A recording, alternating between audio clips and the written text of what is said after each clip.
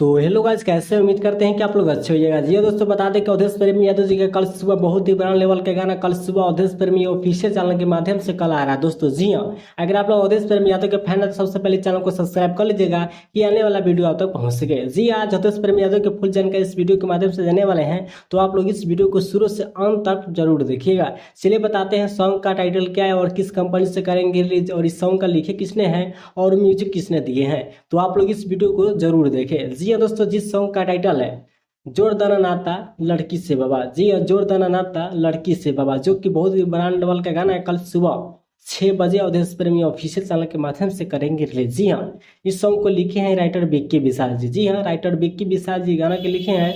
और बात करें दोस्तों तो विकेश भोजपुरिया जी इस म्यूजिक के दिए हैं। जी हाँ, म्यूजिक डायरेक्टर विकेश भोजपुरिया जी है। जी हाँ, कल सुबह आप लोग करिए इंतजार। जी हाँ दोस्तों।